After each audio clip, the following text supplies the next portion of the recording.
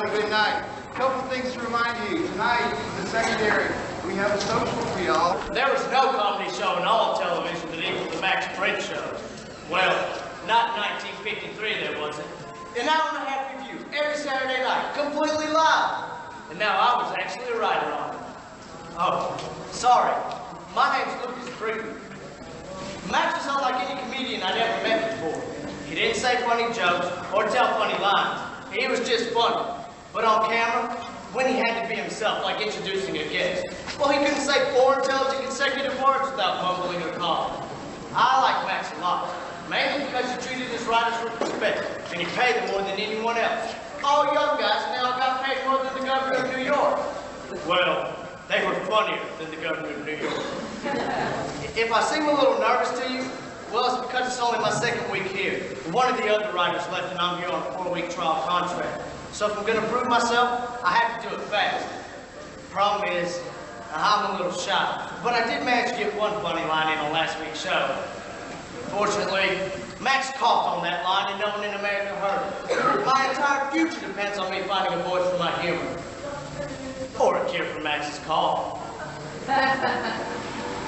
27th Street. 28 minutes, 12 seconds, made every light. Can you imagine if I had a car? Put on phone. How you doing, Arnie? It's Lucas. Not Arnie? No. I called you Arnie all last week, you never said a word. I didn't know you were talking to me. You're gonna have to come here, kid. Otherwise, these killers, they'll eat you alive. Did Max get in yet? Oh, I'm sorry. Am I interrupting? Pay no attention, forgive me. So what have we got here? Nothing but onion rolls. Arnie, do me a favor. See if you can find a pumpernickel bag. It's Arnie. It's Lucas. It's not Arnie. Well, it's not pumpernickel. Bill, don't start with me. I didn't sleep last night. I didn't have breakfast this morning. I didn't get laid in a week. It's too early in the day to say who's yours. What's that? You can't be a real American until you can say, up yours. Well, kiss my naturalization papers. Here you go, Val. You know, Val, well, it's funny too. Growing up in Russia, well, that you actually became a comedy writer. I mean, they even have television in Russia. Television? They don't even have doorbells yet. And yet the greatest comedy in the world came from Russia. Gogol, Chekhov, Dostoevsky, read that soul sometime. The absolute genius. But in Russia today, comedy is dead. Lenin killed it, Stalin banned it, and what have they got now? The most corrupt and evil regime since I've been dead. Son of a... No, sir. Until there are human reforms in the country, I wash my tongue of that language. Oh, I'm sorry, I got cream cheese on yours. Totally unforgivable. 5 days, count 'em, guys, 'cause that's all you get. On Friday, this good-looking Irishman is leaving the show. Gin time makes good. Come here, Luke. These guys still don't believe me. Read that. It's history, kid. Right up there with David Selznick, bound going with the wind. Read it. Did your agent call and said MGM will get back to you? Go on. We're listening. That's it. That's it? MGM will get back to you is your big deal? Well, I got a call from the Coast last night. They told me they'd sign the contract as soon as I wrote the script. You haven't written the script yet? Well, it's all up here. Every page, every word, every comma. So they made a deal for your finger pointing to your head. You jealous bastards. You see these guys, Luke? 30 years from now, they're gonna go write game shows. And I'm gonna be VP of MGM, screwing my Turner. Yeah, when she's 62. Hey guys, where's Max? You know he called me last night at 11:30, sitting in his den, pissed drunk, with a loaded shotgun on his lap. He said he got a threatening letter, that he was taking matters into his own hands. But the man was on tranquilizers and scotch. Every time he talked, blue bubble. Tranquilizers? Every night, Max gets in his limousine, he takes 2 tranquilizers the size of hand grenades and washes them down with a ladle full of scotch. He passes out and his driver helps him into his den. Lays him on the floor next to his dog. Exactly. That's why there are no letters. The man is paranoid. Well, does Max have any enemies? Besides himself? I don't think so. See, nobody hates Max the way Max hates Max. They don't get it. We write comedy. Max does comedy. It's his ass out there in front of the cameras every week. Oh, that's his ass? No wonder we get such big laughs. No, get it right. Max likes it in here. We look. The funniest things in Shepard, and he still throws up before every show. Well, for 25 grand a week, I'd stick my fingers down my throat. Have you guys heard the news? Of course not. No one here cares about what's going on in this country today. Am I the only one who cares about anything besides jokes and cars and money and baseball? Yeah, pretty much. What? I just heard it in the taxi. Senator Joseph McCarthy called General George Marshall a communist. You all know how Max hates McCarthy. Wait till he hears about this. Yeah, well, why don't you hear about Max? He got another threatening letter. Called me last night in one of his Scotch tranquilizer combos. Okay. God forgive me for mentioning this word. Nervous breakdown? Well, that's 2 words. God will never forgive you for that one. Wait a minute. Let's not go off half-cocked. Has Max ever missed a show? Has Max ever missed a rehearsal? Has Max ever missed a writing session? Never. He's in this room with us every day. Never an ego-inflated crap like most writers we work with. Max is a professional. He's dependable. He's alive. He's eccentric. He's not crazy. Then why, for the first time ever, is he have our flag? Just talking about you, Max, we were saying the response to Saturday's show was unbelievably good. Maybe the best ever. Did we get any reports on the show?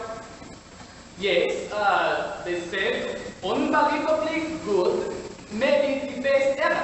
What did they say? They said unbelievably good, maybe best ever. Mug. What? Mug! Don't talk in his mug, no emotional. Right, man. Did we get any more memos from NBC? What? Memos! Memos! They love to send memos. No, Max, no memo. No memos? They sleep the day without memos? They're saving them so they can memo me to death. They'll bury me in a folded memo in Mount Memo Cemetery in Menlo Park, New Jersey. Here's your coffee, Max. Helen, get in here. I'm ready. Coming, Max. We work today. Lots of work. I want to do a great show. No, not a great show. The best.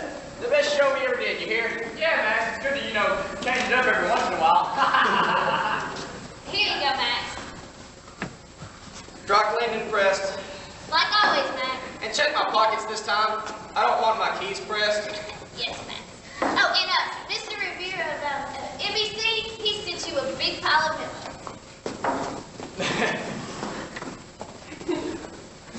Okay, you all heard it. NBC fired the first shot. Remember this day, everyone. A day that will live in infamy.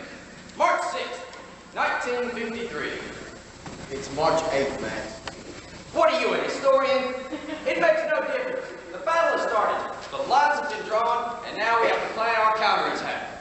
What's up, Max? What's up? What's not down is up. What's up could be down. What's down could be up. You understand? Certainly. That's Newton's theory of obscurity, isn't it? Look, they want to cut the show down to an hour. An hour? What? We're #1 show in the country. 2, maybe 3, the worst. Cutting us down right at the kneecaps. Chop, chop, chop, chop, chop. Can't you reason with these people, Max? People? What people? They're not like us. Look. What's this? Let me take a chance, guys. It's a cigar, Max. Wrong? Well, I thought I had that one. To us, it's a cigar. To them, it's power. To them, it's control. To them, it's light. It's like grabbing something and squeezing it. You understand? I'll explain what that feels like later. Forgive me, Max. I do not mean to interrupt. Let me see if I can understand. This cigar is a symbol, i.e. the penis, i.e. the penis is power, i.e. the penis is control, right? Oh. So NBC is using their power to control us, right, Max? To do what? To cut out my heart. They want to cut the budget and save money. Can they just say that, Max? From now on, you have an hour, and that's it? They can say what they want. But I've got a plan. What's the plan, Max?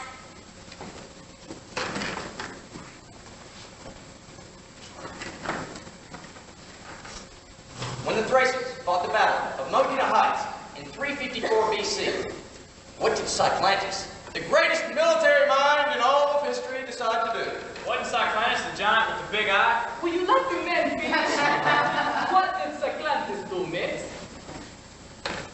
He gathered up 100 women, old, young, whatever. Spread them all 10 miles apart in a big circle.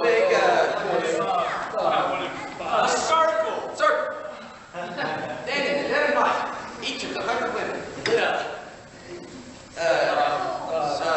An umbrella! torches, big torches. Who said umbrella?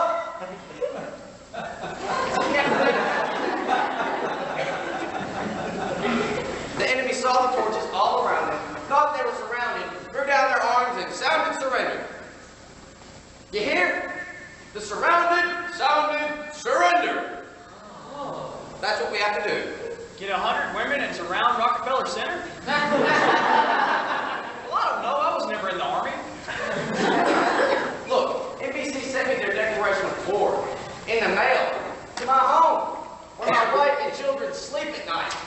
There's going to be blood spilled. Oh yes, but not in my home. Their palaces will crumble, their kings will fall, and their wheat fields will be scorched. NBC's got wheat fields? I think someone. I swear to God. Well, Max, that brings up another delicate subject. You see, it's just that we feel for your health and your family's well-being. We don't think the pills and the scotch you take before you leave every day are any good for you, man. But I've got to sleep. If I don't sleep, who's going to protect my family from them? NBC is threatening your family? They're threatening my show. You threaten my show, you threaten my life. You threaten my life, you threaten my family. You want to know what they said in the letter? You want to hear what they said word for word for word? Go ahead, Max. They said, give the people crap. The president of NBC said that. Give the people crap. Oh, you mean as a gift? Why would he say that, Max? Because you can make money off of crap. A potful. You drive up to Connecticut, they have big Tudor crack houses wherever you go. That's why they invented television. They put crap on for people to watch, so people go out and buy the crap. The kids break the crap, and people have to go back and buy more crap. Crap homes go to rest during the summer, the people stay here and watch more crap. That's why the president of NBC said, give the people crap. Isn't that what Marie Antoinette said? Okay, let me take a whack at this. 4 years in a row, we sweep the Emmy. Every critic in the country loves it. But suddenly, television's expanding. The Midwest and the South. Different kinds of audiences. They want wrestling, quiz shows, bowling, all right? You got crap? Show it over. So they want to cut us back a half hour. Don't make the shows too esoteric, too smart. You feed a horse hay, what are you going to get? You don't even have to say it. So it's not only cutting the half hour, it's the kind of show it is. But can't we talk to him, Max? Talk? No talk. We fight. We fight them on beaches. We fight them on land. We get the bastards in an alley in Brooklyn somewhere. Yeah! Fight!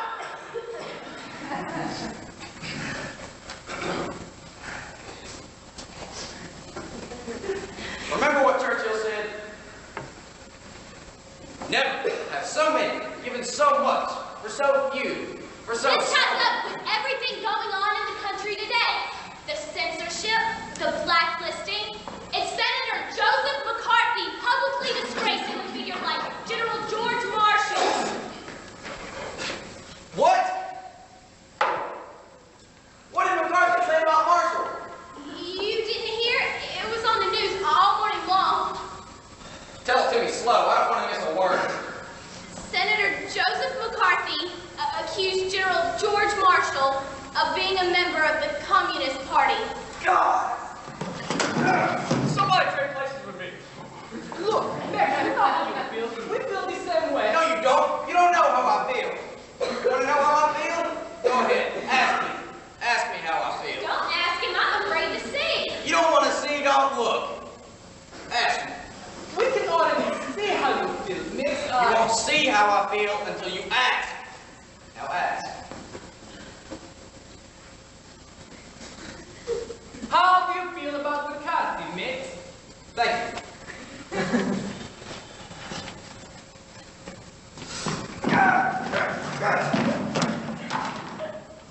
There, that's how I feel about McCarthy.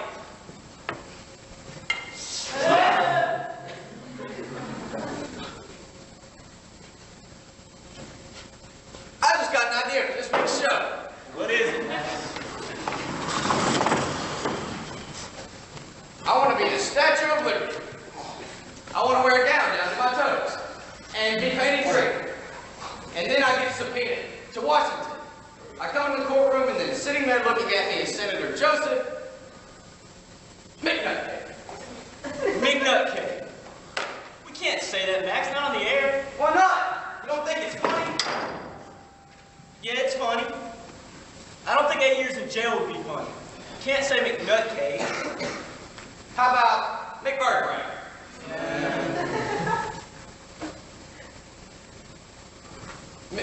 McFarlungen. Huh? It means crazy in Yiddish. You'll never understand. Someone will tell him, Max. So what do you all want to do? Nothing? Is that it? Look, we feel the same way you No, do. you don't. You don't know how I feel.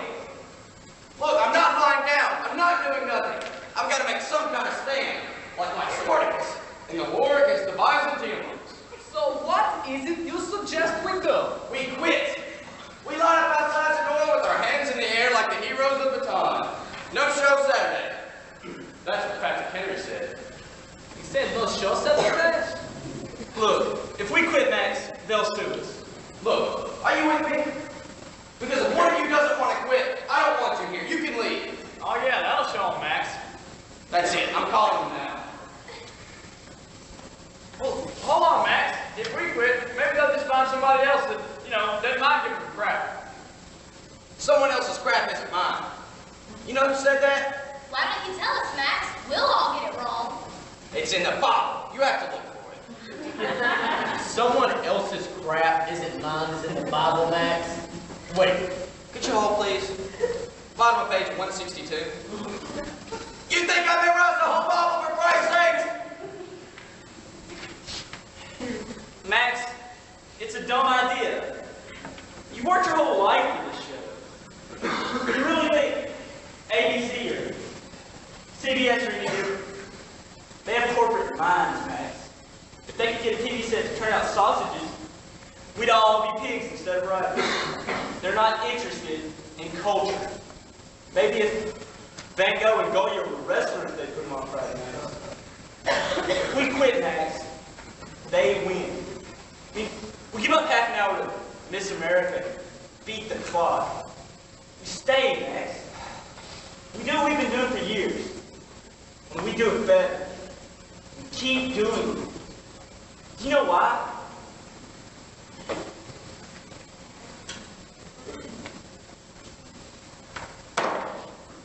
You know why, Max? Because we may never have this much fun again in our entire lives.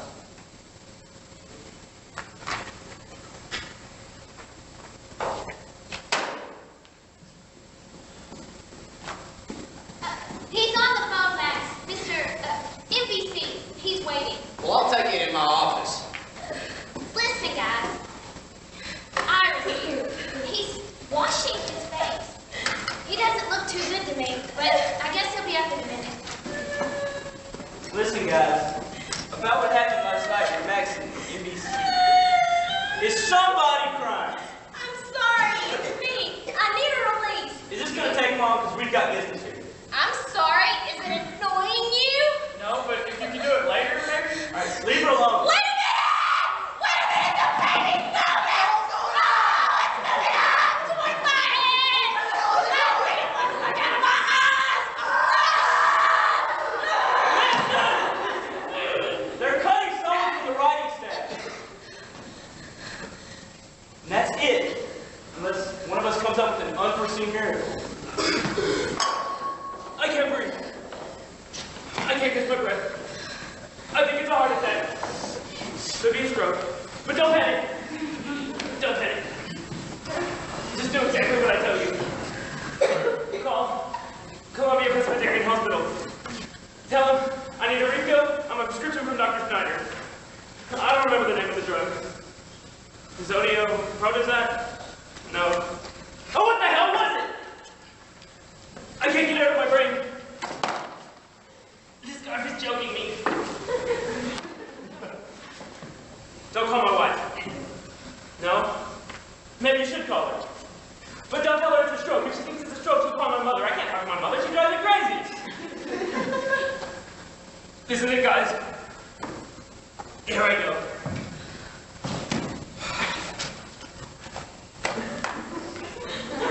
Why are you just sitting there? What the hell are you waiting for? For you to die or finish your instructions, whichever comes first.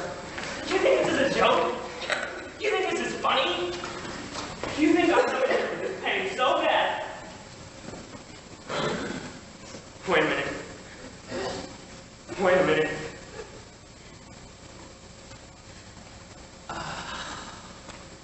I just passed You phony fatty, you eccentric turd. When have you ever come in on time like the rest of us? I don't believe my ears. Phony, fat, egocentric turd.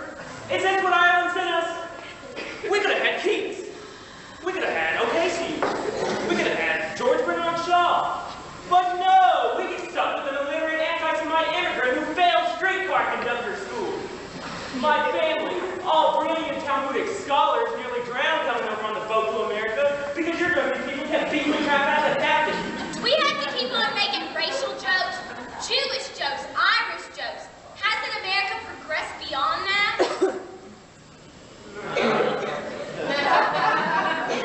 Go on. A little aggression is good for writers. All humor is based on hostility. Am I right, Ken? Oh, absolutely. That's why World War II was so funny. Schmuck. Look, Ira, maybe if you didn't go to 5 doctors every morning, you might be here by 2 o'clock. Are you saying I'm a hypochondriac?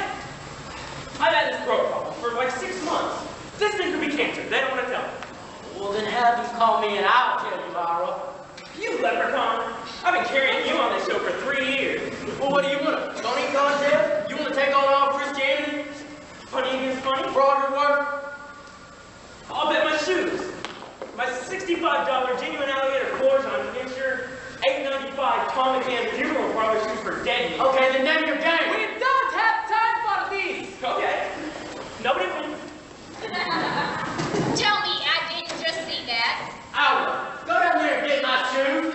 They're not your shoes anymore. They belong to the people of Greater New York now. Either you go get my shoes or you take the blind lessons. They cost $200. $200 for a pair of Gravedigger's camping shoes? Helen, can you come in here for a minute? Oh, yes, Carol? Can you go down to 57th Street and get Ira and Brian's shoes, please? Are they being repaired? Eventually. Ira threw them out the window.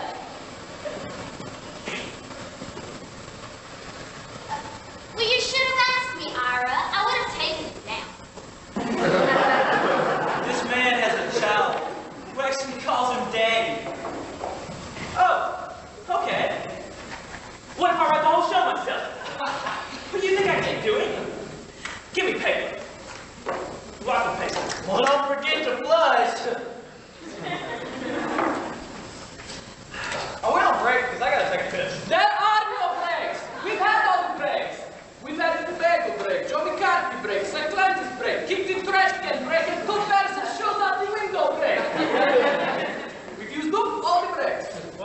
case, Carol, could you turn your head? Because I got a business appointment. Don't you dare.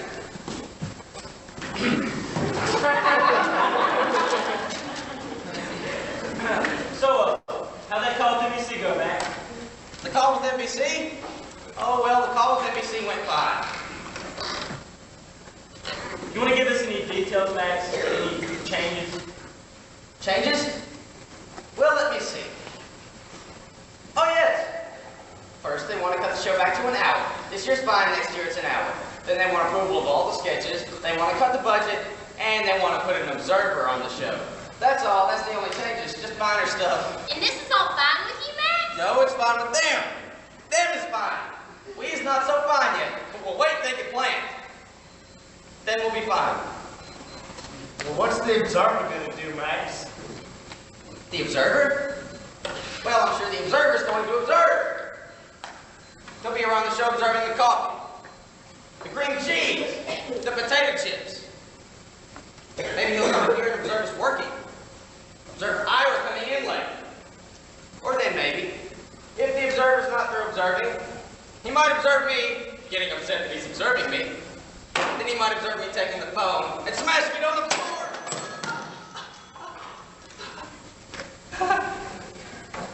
Or, then, if he's not through observing, he might observe me taking my fist and smashing it to his face. Then we'll be fine after he observes the hospital for a while. Helen, get in here and bring the scripts. What am I, crazy? Write a whole show myself? Get out of here. Hey, Max. How you doing? Fine. Just fine.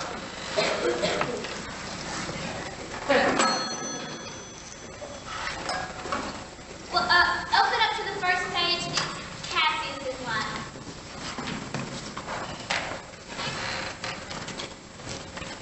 Caution! Caesar's opponent. Hail, Almighty Caesar! Hail, Almighty Caesar! Max looks up into the sky, and they all look up too. What dost thou seekest in the constellation, Caesar? A cluster of stars in the heaven. And by what name does this cluster be called, O Caesar? It's called Stella. Stella! Stella the Starlight! Ha ha! You like that joke, Kenny? Good job. Oh, what do you mean, Kenny? That was my joke, Max. Who cares? I care. I like to be given credit for what I contribute. He's right, Max. It's his. It makes no difference. I don't want no prima madonnas in here. Prima Madonnas. Do you know why you're so funny, Max? It's because you're the only one who doesn't understand what you're saying. Really? Well, how about this? You're fired! I understood that. It made perfect sense to me. It was extremely clear. I'm fired? Yes, you're prima unemployed. Fine. Great. I want my Stella joke back. No, no Stella. I own Stella. I give you Stella on one condition. No, sir. No condition. Max, here is condition. What's your condition, Ira? I just want you to say you love me.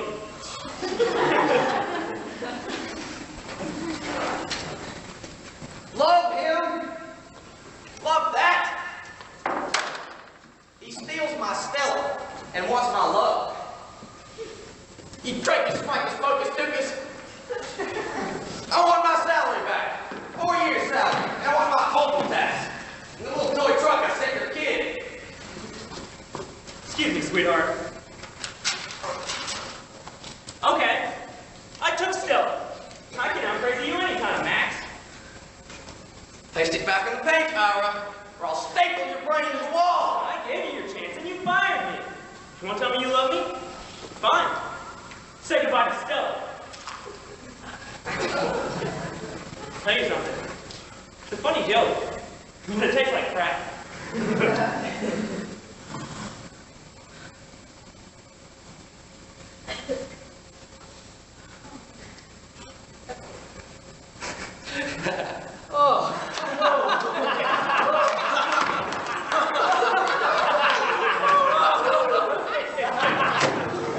Spit it out, or I'll shove my arm down your throat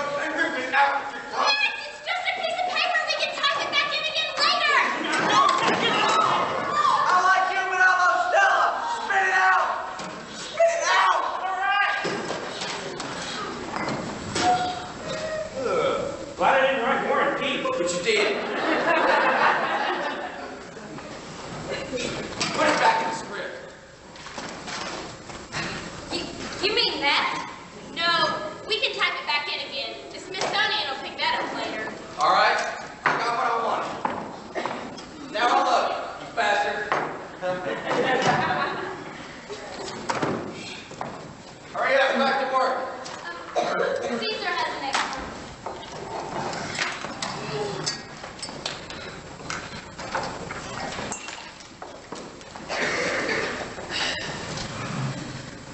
What is wrong? What is this feeling of doom that hangs in the night air?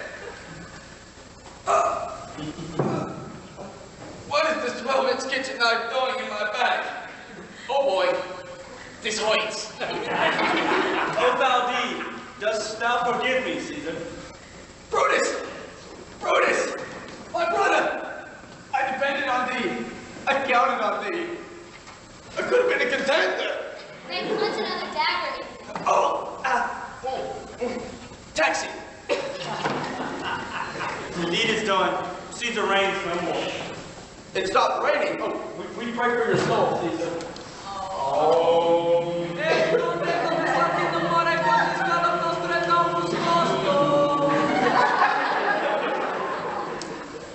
Nostradamus lost. To Southern California's. That's where we stopped writing next. I need something big.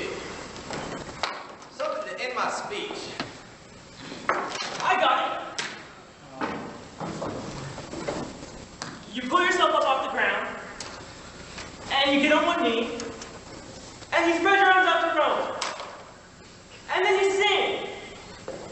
Roma! How I love you, my dear old Roma. I give the world to billion of the folks in Boston. Roma!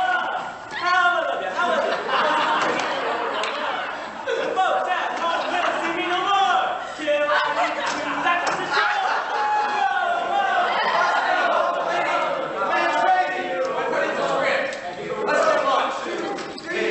Among the folks in spots are gonna follow me.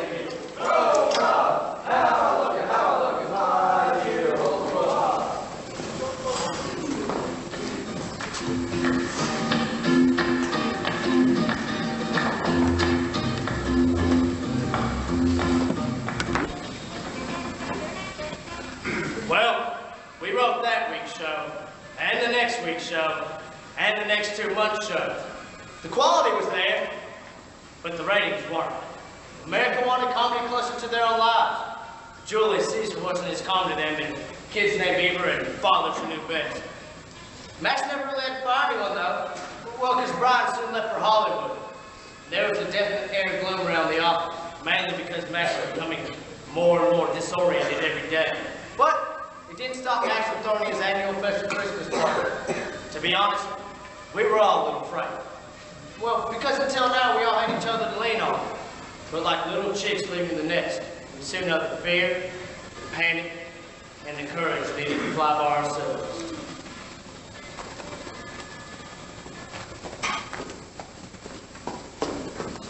Max wants all the writers in here. He wants to make a toast. First the Danish, then the pound cake. Now we're down to toast.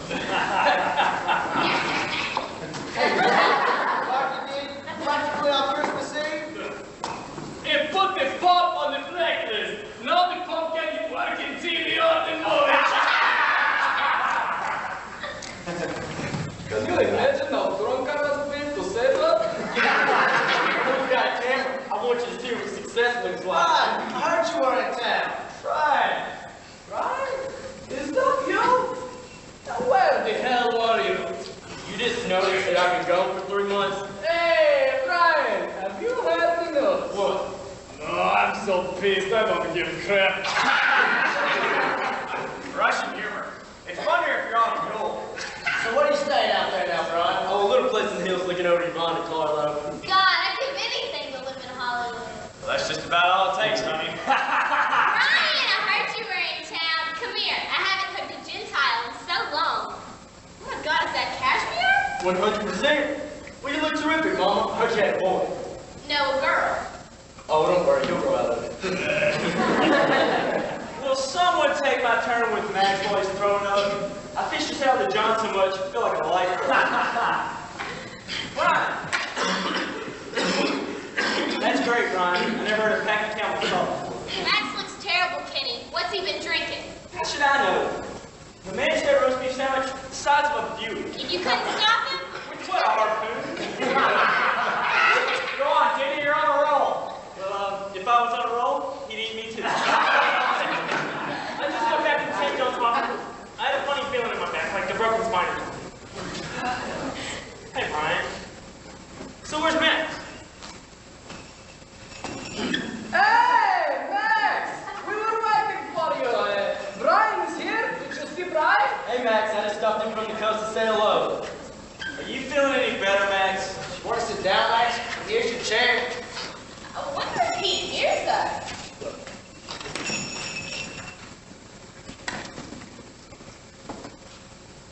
Max, it's Val! Can you hear what I am saying? Max, we are worried about you. I don't think he hears me.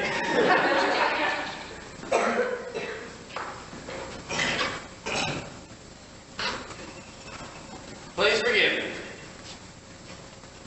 I'm a little drunk. Sometimes I don't know how to say things right. Maybe you never noticed. But, as drunk as I am, I would like to tell each and every one of you here that I love you all.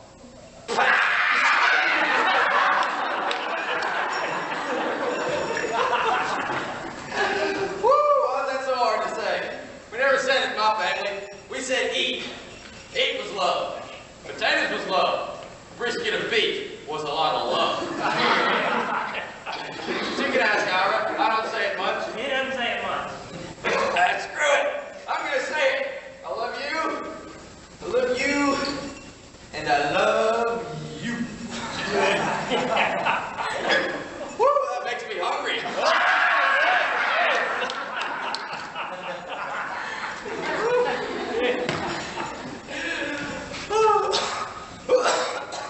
Can everybody hear me? Clear as a bell, Max.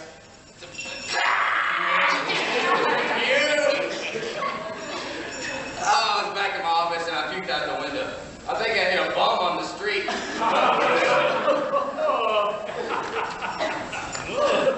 Oh wait! I have something to tell you. We won! We beat the bastards and we beat them together. We won what, Max? Who did we beat?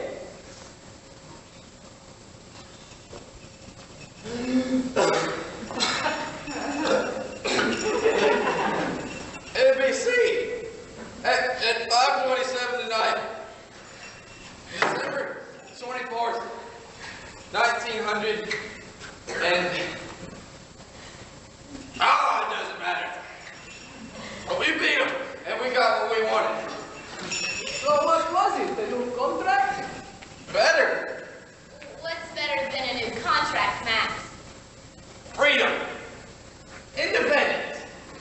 From now on, we're out on our own. We call the shots. Oh, we go to another network. No, look. What's the smartest thing we can do? Well, what, Max? Why, play the waiting game. We wait until all the networks are lined up outside our door with their tongues hanging out. How long a wait are you talking about? Oh, not that long. We just separate for a while. You guys do other shows. You're the best writers in the business. I might do a movie or a play or do Vegas. It doesn't matter. Then one day, the call goes out. They want us back. On our terms. The word spreads everywhere. They're coming back. They're getting back together again. Oh, I don't know. Maybe it's not such a good idea. But it could happen if we really wanted to. I don't know. What do you think? You love me and I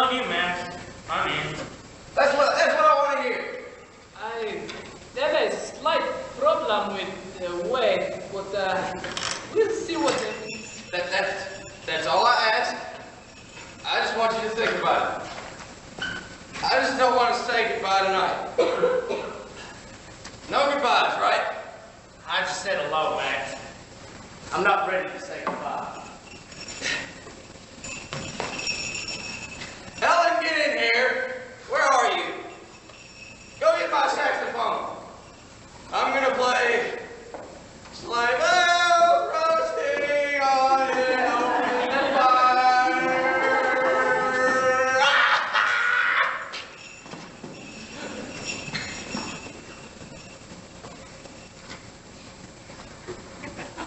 I'll give $1,000 to the first person who says something intelligent.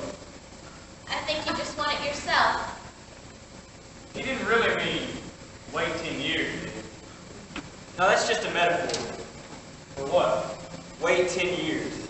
I don't know what to think. Somebody tell me what to think. Look, Max knows it's over. And he knows we know it's over. He couldn't figure out how to say it, not as himself. He had to become someone, sort of the way you hide behind a character on the show. Well, then who was he just now? Hannibal. Alexander the Great. Maybe even Cyclantis, or the hell he was. My only one who thinks Max was, and don't hit me for saying this, astoundingly noble. Noble? You think he was noble? He was Moses, for Christ's sake. The man's a giant. He's Goliath. Goliath after David hit him in the head with a rock. But there's a greatness in him. I swear. He's got so much anger in him, so much pain, so much roast beef and potato salad. That when he goes down, like he did in here tonight, with such a crash, people fell out of their beds and dealt with him. There's never going to be another Max Prince because he's an original. I'm telling you guys. We just lived through history. Well, let's go join Moses before he eats up the commandments.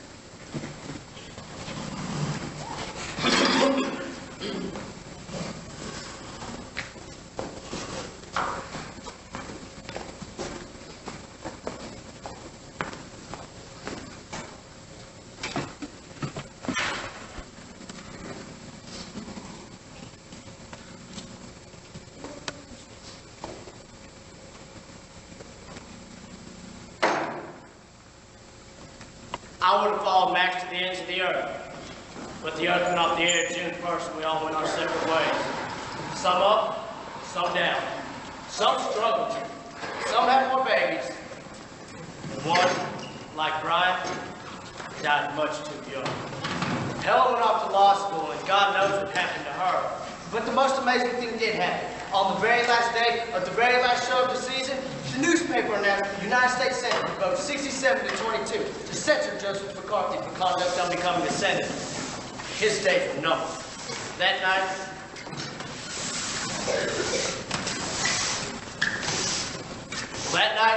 Max took his odds, he did. He was so unbelievably funny that the tears ran down our faces. And only some of them was from laughter.